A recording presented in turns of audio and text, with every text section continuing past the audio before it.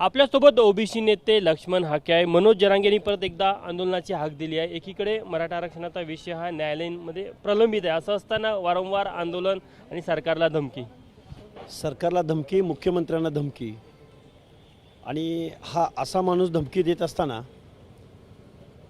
ज्या देवेंद्र फडणवीस साहेबांच्या मंत्रिमंडळामध्ये जो पक्ष सामील झाला आहे, फडणवीस साहेबांच्या मांडीला मांडी लावून सत्तेमध्ये खीर ओरपण्याचं काम करतायत, त्या अजितदादा पवारांचे आमदार याच जरांगे नावाच्या माणसाला रसद पुरवत आहेत, त्यांचे बॅनर लावत आहेत, जाहीर पाठिंबा देत आहेत, जाहीर सभामध्ये सहभागी होत आहेत. आणि तोच माणूस मुख्यमंत्र्यांना आईमाईवरून शिवी देतो आहे. मुख्यमंत्री हे महाराष्ट्राचे मुख्यमंत्री आहेत आणि महाराष्ट्रातल्या टोटल 12-13 करोड जनतेचा हा अपमान आहे. आम्ही भाजपचे नाही आहोत. आम्ही संविधान मानणारी माणसं आहोत, लोकमताचा आदर करणारी माणसं आहोत. जनतेनं लोकनियुक्त मुख्यमंत्र्यावर जर असे शिवराळ भाषामध्ये जर कोणी शब्दप्रयोग करत असेल आणि त्याला पाठिंबा सत्तेतलीच माणसं देत असतील, आम्हाला हे कळलेलं नाही. वारंवार हे करते कुठेतरी आतापर्यंत अजूनही कारवाई केली नाही, जी कायदेशीर कारवाई सरकारने करायला पाहिजे. का करत नाही हा एक महत्त्वाचा प्रश्न आहे. याची किंमत सत्ताधाऱ्यांना मोजावी लागेल. जो माणूस संविधान विरोधी बोलतोय, जो माणूस लोकशाही विरोधी बोलतोय, जो माणूस ओबीसी विरोधी बोलतोय, जो माणूस आरक्षण विरोधी बोलतोय, हा माणूस अराजकतेकडे महाराष्ट्र घेऊन जाईल. फडणवीसांना वैयक्तिकरित्या लक्ष केलं जात आहे. ते ज्या समाजात नेतात त्यामुळे तर लक्ष होत नाही. काय आहे, महाराष्ट्रामध्ये मराठेतर मुख्यमंत्री चालत नाही, तशी त्यांची मानसिकता आहे आणि त्या असूयेपोटी या गोष्टी चाललेल्या आहेत. माझा सरळ आरोप आहे यांच्यावरती. तुम्ही आताच बोलले की अजित पवारांचं समर्थन आहे, शरद पवार कुटुंबियाचं समर्थन आहे, त्यांच्याकडनं रसद पुरवलं जातं. निश्चित बजरंग सोनवणे काल सर्व रॅलीमध्ये मिटिंगामध्ये सहभागी झालेत. मग बजरंग सोनवणे जास्त मदत करतायत का सोळंकी जास्त मदत करतायत का पंडित जास्त मदत करतायत? त्यांच्यामध्ये स्पर्धा लागली. विचारानं ते एक आहेत, आचारानं एक आहेत, परत त्यांचा मालक एक आहे आणि मालकांमध्ये परत एक आहे.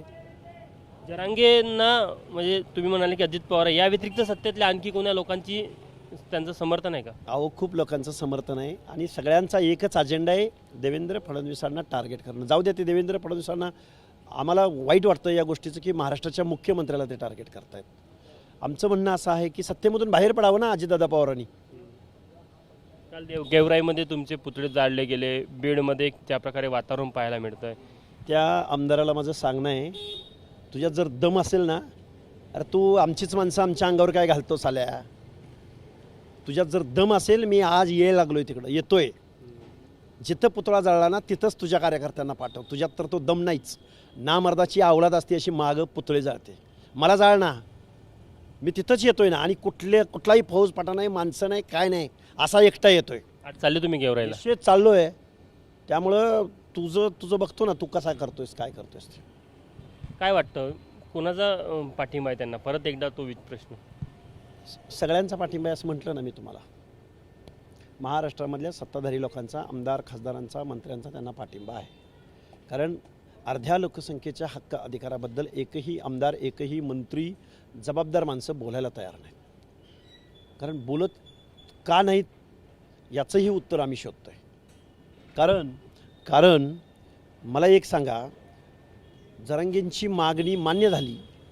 58 लाख बोगस कुणबी नोंदी जर तिथं ओबीसीमध्ये घुसल्या असतील तर गावगाड्यातल्या छोट्या छोट्या घटकांचं काय होणार आहे? मुख्यमंत्री महोदय, त्यांना तुम्ही काय बायफर्गेशन करून बाजूला काढणार आहात का? तेवढ्याच विजय एन टी अबाकडं, बलुते आलोते, ज्यांच्या बाबतीमध्ये सोशल डिस्क्रिमिनेशन झालं, ज्यांच्या सोशल जस्टिससाठी हे आरक्षण आलं आहे, त्या माणसांचं काय करणार आहात तुम्ही? सदावर्तेंनी पोलीस महासंचालकाकडे मागणी केली की ही गोष्ट फार पूर्वीच व्हायला हवी होती.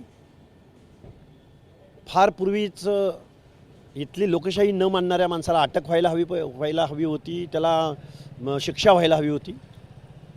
जर तुम्ही निवडणुका डोळ्यासमोर ठेवून, मतपेटी डोळ्यासमोर ठेवून, झुंड डोळ्यासमोर ठेवून जर वागणार असाल तर मला वाटतंय महाराष्ट्रातल्या शेवटच्या घटकाचं हिताचं संरक्षण घेण्याची शपथ घेणारी मुख्यमंत्री, मंत्रिमंडळ यांनी महाराष्ट्रातल्या ओबीसींचं आरक्षण संपवलं. ते म्हणतात, जरांगे म्हणतात की कुठेतरी मराठा आंदोलनामध्ये दंगल घडवण्याचा हेतू हा सरकारचाच आहे. शिव्या कोण देतोय? चला मुंबईला कोण म्हणतोय? दिसेल त्या गाडीतनं या कोण म्हणतोय? मुंबई मला पॅक करायचे का म्हणतोय? गुलाल घेऊनच येऊ म्हणतोय? तुझ्या बापाच्या घरचा गुलाल आहे का तिथं? गुलाल आणायला चालला तू? तुला कुणी अधिकार दिलाय? आरक्षण काय असं झुंडशाहीच्या जोरावर घेतलं जातं का? आणि मग मनगटाच्या जोरावर आरक्षण घेतलं जात असेल तर गावगाड्यातल्या छोट्या माणसांचं काय होणार? आरक्षणाविषयी केंद्र सरकारचा आहे, तरीही राज्य सरकारवर रोष निघतो. कुठेतरी आतापर्यंत हे बघा, इथले सत्ताधारी असोत विरोधक असोत, वास्तव परिस्थिती समजावून सांगायला कोणी तयार नाही. मग शरद पवार असोत, अजित पवार असोत, एकनाथराव शिंदे असोत, फडणवीस साहेब असोत, प्रत्येकाला वाटतं माझ्या पक्षाचं काय होईल आणि मला मतं पडतील का, आमचं काय वाटोळं होईल. काँग्रेसवाले कोणच वास्तव, अरे ते सोशल डिस्क्रिमिनेशनसाठी मागासवर्गीयांचं हे आरक्षण आहे. तुम्ही काय यांच्यात जाऊन राहिला? तिथं तुम्ही जर गेला तर ह्या लोकांचं काय होईल यावर एकही माणूस बोलत नाही. 10% EWSचं मराठा आरक्षण घेऊ शकतात. बघा, शिक्षण आणि त्यांना पडलं नाही हो. जरांगे नावाचा माणूस स्थानिक स्वराज्य संस्थेमध्ये मराठ्यांना प्रतिनिधित्व मिळत नाही, त्यासाठीच ही सगळी लढाई आहे. हो, सरपंच पद सुद्धा ओबीसीला मिळणार नाही इथून पुढं. सरपंच पद सुद्धा, पंचायत समिती, जिल्हा परिषद, लोकल बॉडीजमधली जी काही निर्णय प्रक्रियेमधली पदं आहेत ही महाराष्ट्रातले आज रोजी संपलेले आहेत. पण देशभरातल्या ओबीसींना माझी विनंती आहे की हे राजकीय जमात असलेली माणसं ओबीसीमध्ये घुसलेत. UPSCच्या यादीमध्ये का मिळणार नाही असं म्हणायचं तुम्हाला? ओबीसीमध्ये ओबीसीला का मिळणार नाही सर? अरे यांच्या स्पर्धेमध्ये हे कसे टिकतील? कुंभार मराठ्याबरोबर कॉम्पीट करू शकतो का? धनगर, वंजारी, बंजारा, कडक लक्ष्मीवाला, कुडमुड्या जोशी, एखादा सुवर्णकार, एखादा कुंभार, एखादा सुतार ह्या राज्यकर्त्या मराठ्यांबरोबर टिकेल असं तुम्हाला म्हणायचं आहे का? अरे हे महाराष्ट्र लुबाडून वरबाडून खाण्याचा हा प्रकार आहे. साला गावगाड्यातल्या संविधानाच्या तत्वांना पायदळी तुडवण्याचा प्रकार आहे. या महाराष्ट्रामधल्या मुंबईच्या त्या विधानसभेमधल्या कायद्याच्या सभागृहातल्या माणसांचं काउन्सिलिंग झालं पाहिजे. त्यांना संविधान समजावून सांगितलं पाहिजे. आरक्षण पॉलिसी म्हणजे काय समजावून सांगितले पाहिजे. माझ्यावर हक्कभंग आणा, मी त्यांच्यासमोर साक्ष देताना सांगेन की तुमची लायकी काय येते. तुम्ही निवडणुका जिंकता मॅन मनी मसल पॉवरवर. तुमच्याकडं निवडणुका जिंकण्याचं कसब आहे. तुम्हाला गावगाड्यातल्या समाजव्यवस्थेमधल्या सोसायटीमधल्या सर्वसामान्य माणसाच्या हिताचा अधिकार काय असतात, संविधान काय म्हणतं, कायदा काय म्हणतो, याची थोडी जर चाड असती ना, हे अजित पवार, शिंदे ह्या लोकांनी अशा गोष्टींना थारा दिला नसता, जाग्यावर मुसक्या आवडल्या असत्या. शेवटला प्रश्न, सरकारचं आतापर्यंत दुर्लक्ष झालं मनोज जरांगेकडे, त्यामुळे इथपर्यंत येऊन पोहोचला हा सगळा विषय. जरांगेला सत्ताधाऱ्यांनी हा गुळाचा गणपती बनवला आहे, विरोधकांनी गुळाचा गणपती बनवला आहे. ज्या शरद पवारांनी आपल्या पक्षाच्या माध्यमातून मंडल यात्रा काढली, लाज वाटली पाहिजे. शरद पवार वयोवृद्ध झाला, या वयात बोलताना आम्हालाही कुठंतरी लाज वाटते. एका बाजूला जरांगेला एवढा मोठा तुम्ही केला मांडीवर बसून, आणि दुसऱ्या बाजूला मंडल यात्रा काढता. काय असते मंडल यात्रा? Social justice. काय तुम्ही सोशल जस्टिस दिला? बारामतीमध्ये तुमची पदं किती? महाराष्ट्रातल्या 450 संस्थांचे अध्यक्ष हे शरद पवार आहेत. हे बायफर्गेशन आहे. हे मंडल आयोगाला अपेक्षित आहे. मंडल आयोगाची यात्रा काढताय. लाज वाटली पाहिजे तुम्हाला. म्हातारपणी असले चाळे सुस्त आहेत तुम्हाला. परत म्हणाला आमची जीभ घसरली. कुठल्या भाषेत सांगायचं तुम्हाला? किती वेळा संविधानिक तत्व सांगायची तुम्हाला? आणि म्हणे जाणते राजे. कसले जाणते राजे तुम्ही?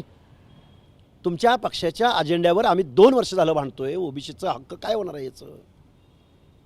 तिथं तुम्ही जरांगेला पाठिंबा देताना आता मंडल यात्रा काढताय. तुमचा तो बजरंग सोनवणे काल त्या जरांगेच्या यात्रांमध्ये बैठकामध्ये सामील आहे, तो त्या मंडल यात्रेत सामील होणार का? काय खोलचटपणा लावला हा? बंडल माणसं आहेत साले. कारखाने चालवणे, पैसे कमवणे, गोरगरिबाच्या टाळूवरचं लोणी खाणे. खूप खेदानं या गोष्टी नमूद कराव्या लागतात. तुम्हाला असं वाटतं की आज जे महाराष्ट्र ज्या जातीय व्यवस्थेत आणि जातीय संघर्षात अडकलेलं आहे, त्याला कुठेतरी शरद पवार काही अंशी जबाबदार आहे? शरद पवारांनी यशवंतराव चव्हाणांचंच नाव सांगितलं. शरद पवारांनी वसंतराव नाईकांचं नाव नाही कधी सांगितलं, कधी नाव नाही घेतलं. महाराष्ट्राच्या कायद्यावरती, महाराष्ट्राच्या भाग्यरेषेवरती हरित क्रांतीपासून ते बालभारतीपर्यंत वसंतराव नाईक नावाच्या माणसाची सही आहे. कधी नाव घेतलं इथल्या राज्यकर्त्यांनी? कधी जयंती साजरी केली त्यांची? हे साले सोशल डिस्क्रिमिनेशन करणारे, आणि ह्यांना आता मागासवर्गीयांच्या पंक्तीत अनाथ माती कालवायला निघालेत. ह्यांना बोलता येत नाही, ह्यांच्या पोटातलं व्यक्त करता येत नाही, म्हणून जरांगे नावाच्या बबड्याला त्यांनी हातात घेऊन गणपती घेऊन चाललेत. आणि आम्ही मुंबईत गणपती विसर्जन. अरे तुझं बघतोच. तुम्हाला जर बॅलेटची भाषा कळत असेल, आम्ही आहोत आणि तुम्ही आहोत. हे होते ओबीसी नेते लक्ष्मण हाके. कॅमेरामॅन मिथुन आदमेसह तुषार कोहळे, ABP माझा, नागपूर. ABP माझा, उघडा डोळे बघा नीट.